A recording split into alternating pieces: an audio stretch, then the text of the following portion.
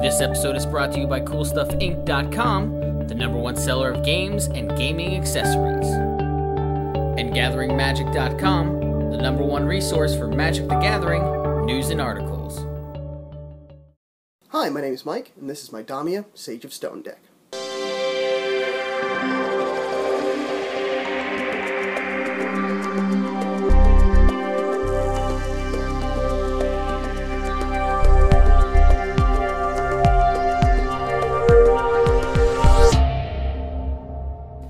Damia Sage of Stone is a 7 casting cost legendary creature Gorgon Wizard, with the abilities of Death Touch, skipping your draw step, and at the beginning of your upkeep, if you have 7 or less cards in your hand, you draw the difference.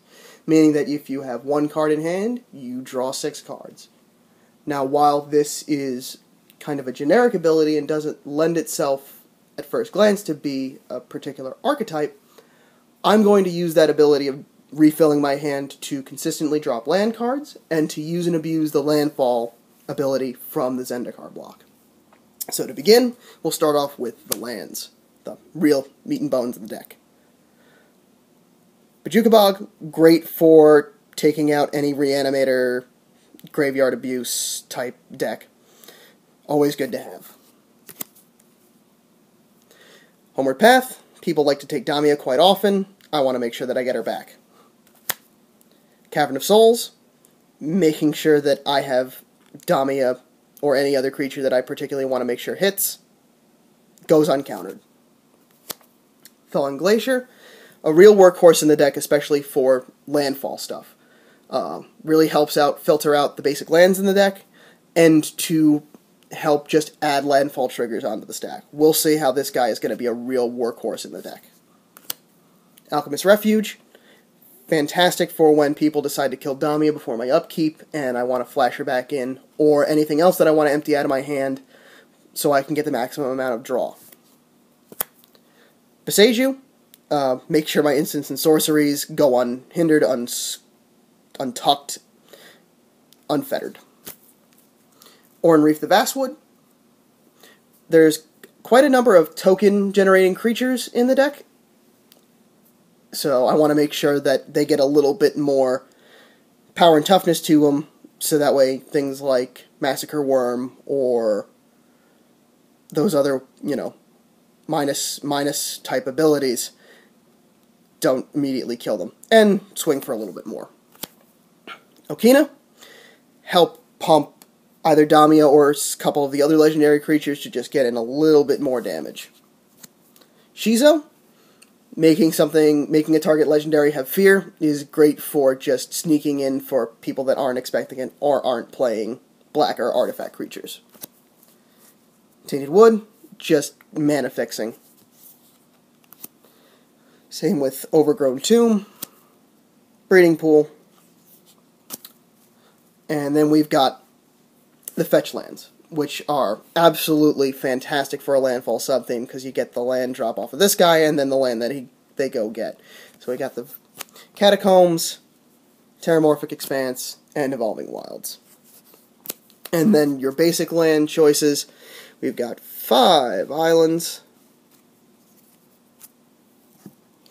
5 swamps, and I do have 1 foil snow-covered forest in here, as it looks nice and pretty. And then 16 regular basic forests. And those guys are very important for getting the landfall, because a lot of them will search up basics. So having basics is important in this deck. Gaea's Anthem gets into our enchantments and other permanents. Again, pumping your tokens and other creatures, good to have.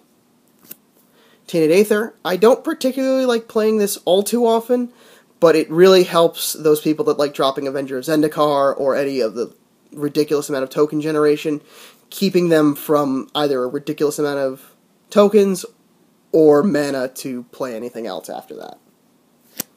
Leyline of Anticipation, having flash is good. Making sure that I can consistently play the stuff out of my hand before my upkeep, really good. Polluted Bonds, I gain life when you play land, you lose life when you play land. Seems pretty straightforward. Grave Pact, if I'm going to lose creatures, so are you. Defense of the Heart, great enchantment. If someone at your upkeep controls 3 or more creatures, you go tutor up onto the battlefield any 2 creatures out of the deck. That can be fantastic, even if it gets some enchantment hate out of the deck. Great to go get. We'll get to what 2 creatures you really want to get out of this, but really fantastic to draw that. Doubling Season, having 2 of things is better. Mana Reflection, same principle. Double your pleasure. Lifegift, hey, everyone's going to be playing lands, may as well be gaining life off of them. And then we get into the enchantments that allow you to play lands either not on your turn or in addition on your turn. So Burgeoning, you'll play a land, I'll play a land. Gaia's Touch, I'll play an extra forest during my turn, or I can sack it if I really need that extra 2 green out of my pool. Exploration, play extra lands. Fantastic. County Heart Expedition, this is our first card that we see with the landfall ability on it. Go play 3 lands, go get 2 more. Good for getting triggers on the stack for other landfall creatures and artifacts.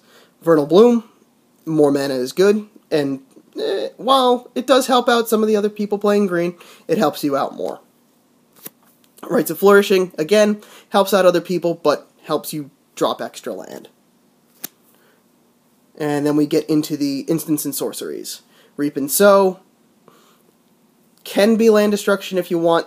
Typically, this is usually used to tutor up one of the non-basic lands, or if you really feel particularly late game that someone's using and abusing a Maze of Ith, or any of those other problematic lands, you can get rid of them. Cultivate, get some basic lands. Sylvan Scrying, get some non-basic lands.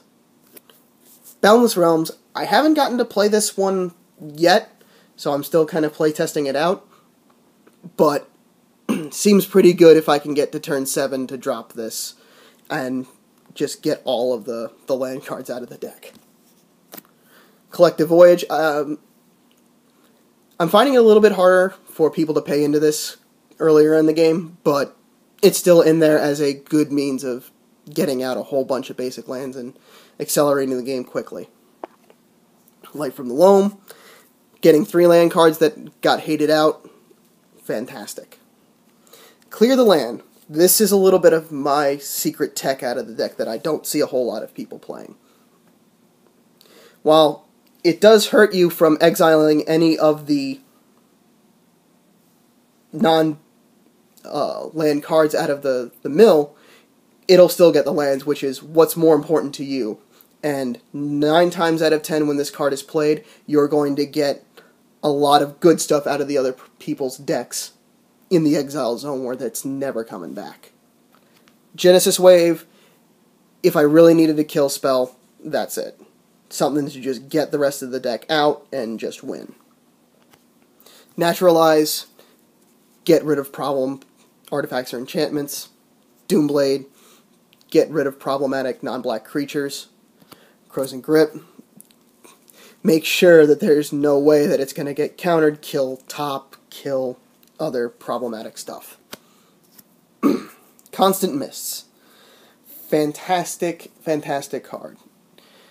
Comboed with Boseiju, who shelters all, and a couple of other of the permanents in this deck, basically can get you into a loop where you will never take combat damage, ever. Sacking land and getting it back from the graveyard with, say, things like Life from the Loam or Crucible will really help just make sure you're never hurt by combat damage. Vines of the Vastwood, good for just pumping up a particular big creature that you want to just get in for a little bit more damage. What I typically use it for is just giving it Shroud for the turn. Reclaim, get some stuff back. Capsize, the 1 blue instant in the deck, just to help bounce anything that I particularly need back, more often than not bouncing something else that someone's either stolen or I'm not getting back. Realms Uncharted. Go tutor up 4 lands, find someone that doesn't know too much how the deck works, make sure you're getting something like Alchemist, Refuge, or Boseiju, and then grabbing the other 2, using like Life from the Loam or something. Great tutor for lands. Crop rotation, again, searching up non-basic lands, great to just need to get them up to make those landfall triggers. And then we got your artifacts. So we've got Boots to give any of the creatures that I particularly play haste and hexproof, so Damia won't get hit, or any of the other creatures that I want to swing through. Amulet of Vigor. People like to particularly play Blind Obedience, or a couple of the come into tapped lands. This makes sure that no matter what I play, it's going to be untapped at the end of the day. Seer Sundial. Again, we see a landfall trigger here. This helping you draw cards when you get landfall, so if you wanted to drop things off of Burgeoning, really helps to get those off your turn draws. Crucible of Worlds. Self-explanatory, but dropping lands out of the graveyard for people that want to particularly like try to strip mine them or just destroy them some other way, always can get them back. And Arkham's Weathervane, this is actually a small combo with the next card, Sunstone. I'm still playtesting this out, so I don't know how particularly well this is going to work, but essentially what these guys do is turn those basic lands that are in the deck into snow-covered lands, and by sacrificing them to Sunstone, I can fog for the turn. So if I don't have a particular big amount of creatures to block with, I'm not going to take too much damage, and I can recycle the lands to keep getting some triggers. And so we have the creatures. Seedborn Muse, untapping stuff, always good. Jade Mage makes a lot of little green saplings, is a good way to dump my mana if I don't have anything to put it into. Ant Queen, same feeling. I may be swapping her out at some point for, like, say, a Rampaging Balos, because that's currently not in the deck, but making green insects to make some blockers is good for the moment. Omnath, no green deck that's making a bunch of mana is entirely complete without it. Saving all that mana between phases is fantastic. It's also a good finisher with Shizo to smack through for lots of damage. Ewit, get cards that you got hated out, or just used up. And with Bojuka Gardener, we start to see some of the land interacting creatures.